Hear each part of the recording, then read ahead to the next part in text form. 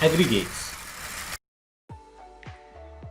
Since aggregates occupies about 3/4 of the volume of concrete, it contributes significantly to the structural performance of concrete, especially strength, durability, and volume stability.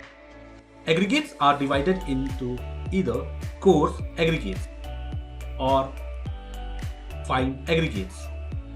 As per Indian standard, aggregate particle size between 75 micron and 4.75 mm comes under the fine aggregate category. Size larger than 4.75 mm is coarse aggregate. Sand taken from riverbeds and pits is typically used as fine aggregate.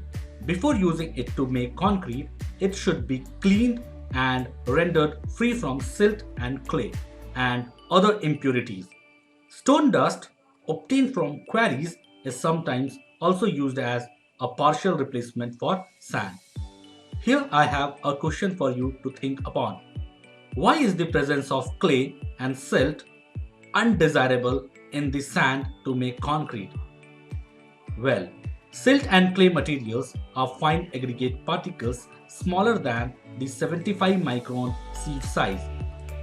They tend to form a film on sand particles and prevents adhesion of cement to sand. Furthermore, it delays the setting of cement, increases drying shrinkage, and increases the amount of water required for the mix, thus reducing the ultimate strength of the concrete or mortar.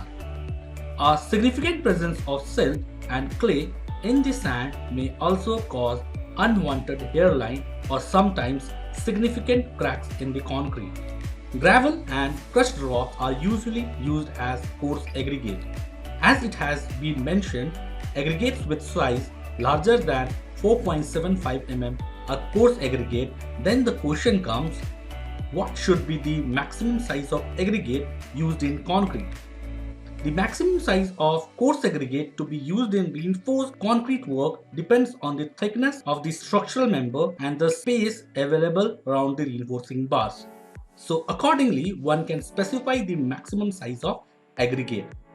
Here, in the sketch shown for concrete with bars, S is the clear spacing between bars and C is cover to reinforcement. As per provision laid by IS 456-2000, page number 14, clause number 5.3.3, the nominal maximum size should not be greater than 1/4 of the minimum thickness of the member. Generally, a maximum nominal size of 20 mm is found to be satisfactory in reinforced concrete structural elements.